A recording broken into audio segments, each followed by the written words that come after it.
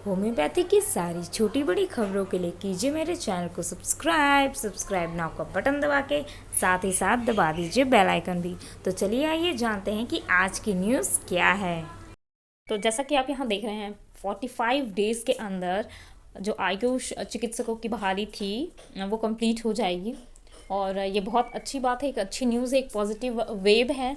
और मैं आपसे एक और बात कहना चाहूँगी कि इसको डायरेक्टली हमारे जो हेल्थ मिनिस्टर हैं, बिहार के जो हेल्थ मिनिस्टर हैं, उन्होंने ये कहा है कि 30 से 45 दिन के अंदर राज्य में 3270 आयुष चिकित्सक पदाधिकारी की नियुक्ति प्रक्रिया पूरी हो जाएगी। तो बहुत अच्छी बात है। और आप सभी जानना चाह रहे थे न्यू अपडेट क्या है, न्यू अपडेट क्या है, तो ये देखिए न्यू अपडेट आ गई है। जैसे कि मैंने आप सबको कहा था कि बहुत जल्द आप जैसे ही होली जाएगी आपको कुछ ना कुछ न्यू अपडेट्स मिलेगी। और ये देखिए उसी का एक ये पड़ाव आप कह सकते हैं कि काउंसलिंग के बाद अब ये खबर आ रही है। खुद डायरेक्टली हम जो बिहार के हेल्थ मिनिस्टर हैं उन्होंने ये कहा है।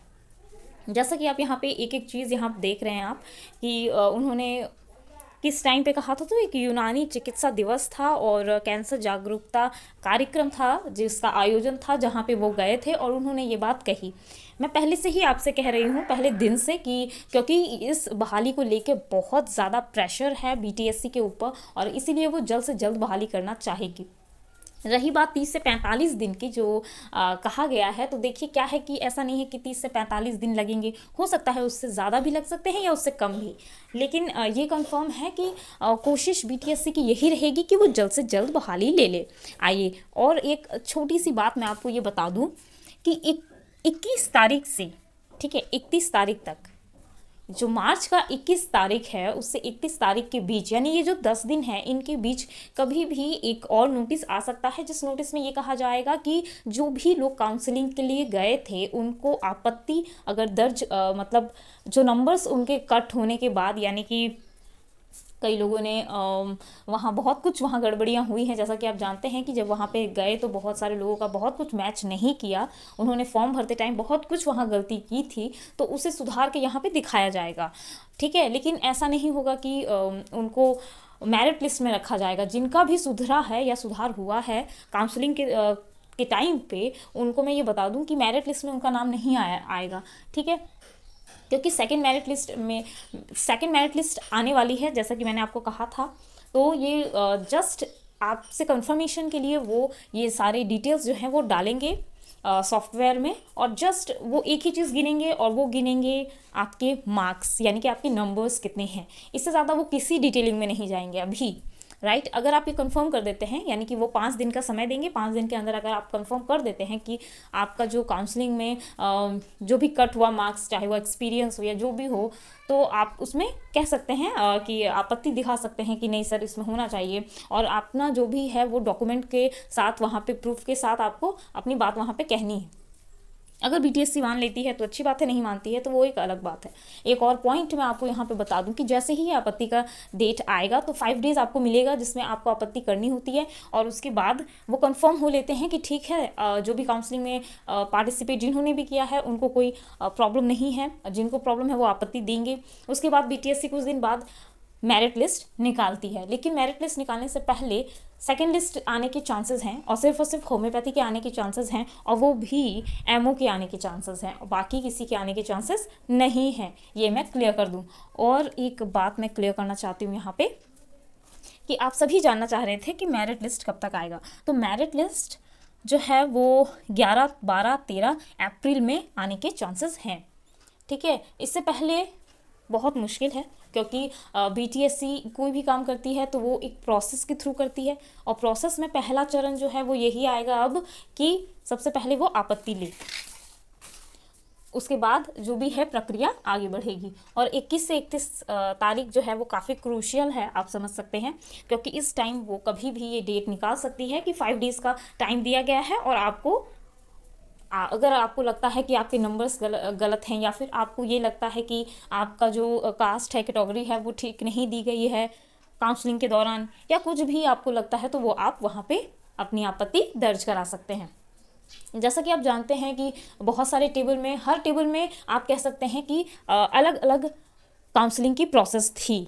ठीक है। जो सिमिलैरिटी थी वो बस 2 चीज़ की थी, एक एक्सपीरियंस, जो सबने वैसे ही एक्सपीरियंस लिया है, ठीक है, जिनकी भी काउंसलिंग की प्रोसेस के टाइम पे जिनकी भी काउंसलिंग हुई होगी उन्होंने ये देखा होगा कि एक्सपीरियंस जो है जिनका भी बाहर से लिया गया है उसे मान्य नहीं किया गया, ठीक है। आगे चल के मेरिट लिस्ट में वो जाके कट हो जाएंगे उन लोगों का नाम, लेकिन अभी उनको रखा जाएगा।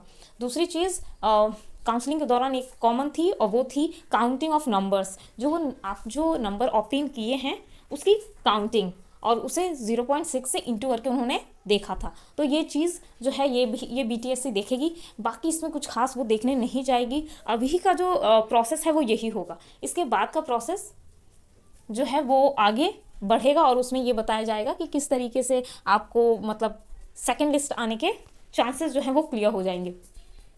जैसा कि आप जानते हैं कि आयुर्वेदा में बहुत अच्छा जो है एक स्कोप है, मतलब इसमें कहने का मतलब मेरा ये है कि आयुर्वेदा में चांसेस है कि बहुत लो जाए कट ऑफ, ठीक है, और लगभग जिनका सब कुछ सही है लगभग उनके होने के चांसेस हैं। और एक बात मैं बता दूं कि होम्योपैथी में भी लो कट ऑफ जाने के चांसेस हैं। कई का कहना है कि गर्ल्स आएंगी, ठीक है, लेकिन मेरा ऐसा कुछ नहीं कहना है। मेरा कहना है गर्ल्स बॉयज़ दोनों आने के चांसेस हैं। अब बात करते हैं यूनानी की। तो यूनानी में भी ज़्यादातर लोगों के होने के चांसेस है, बहुत कम ही लोग हैं ऐसे जो छटेंगे, जिनकी गलतियां हुई होंगी वही उनके ही चांसेस ज़्यादा हैं छटने के, ठीक है। तो ये तो मैंने क्लियर कर दिया आप लोगों को। अब जो है हम अगले वीडियो में मिलेंगे और उस वीडियो में जानेंगे कि किस तरीके से नेक्स्ट वैकेंसी आने वाली है और उसमें क्या क्या होने वाला है। और एक बात मैं बता दूँ कि ये मैंने जस्ट एक कट ऑफ जो है इस बेसिस पे बताया है कि कितने आपके गलत होने के चांसेस हैं, यानी कितने कैंडिडेट्स फॉर्म फिलअप करने के टाइम पे गलत होने के चांसेस। क्योंकि फॉर्म फिलअप होने के टाइम पे अगर आपने एक भी चीज़ की, एक पॉइंट की भी गलती की होगी नंबर्स में, या एक्सपीरियंस गलत आपने डाला है, तो फिर होने के चांसेस बहुत कम हैं आपके। और फिर मिलते हैं अपने अगले वीडियो में और जानेंगे और भी डिटेल्स कि न्यू वैकेंसी में क्या क्या होगा क्या नहीं होगा। और CHO के बारे में भी बहुत लोगों ने मुझसे पूछा है, तो मैं कोशिश करूँगी कि उस वीडियो में ज़रूर बता सकूँ। चलते चलते वो वीडियो भी देख लेते हैं जिस वीडियो में मंगल पांडे, जो कि स्वास्थ्य मंत्री हैं बिहार के, उन्होंने क्या कहा है। एक लंबे कालावधि के बाद माननीय मुख्यमंत्री जी के नेतृत्व में हम सब लोग आयुष चिकित्सकों की भी रेगुलर नियुक्ति की प्रक्रिया को पूर्ण करने वाले हैं। और अभी तक की जो अद्यतन जानकारी मेरे पास है, बिहार तकनीकी सेवा आयोग के माध्यम से जो सारे अभ्यर्थी थे, सारे लोगों के काउंसलिंग का काम पूर्ण कर लिया गया। तो हम सब लोग जानते हैं कि जब काउंसलिंग का कार्य पूर्ण हो जाता है तो उसके बाद अधिकतम 25-30 दिन 35 दिन, इससे ज्यादा नहीं हो सकता। इतने दिनों में फिर फाइनल परिणाम प्रकाशित हो जाते हैं। तो काउंसलिंग पूरे हुए भी लगभग 5-7 दिन बीत चुके हैं। तो मैं समझता हूँ अगले 20-25 दिनों में ये 3270 आयुष चिकित्सकों की जब बहाली होगी तो इससे संपूर्ण आयुष चिकित्सा व्यवस्था को, चाहे वह यूनानी हो, आयुर्वेदिक हो, होम्योपैथिक हो, सबको एक बहुत बड़ी ताकत और ऊर्जा मिलेगी और लोगों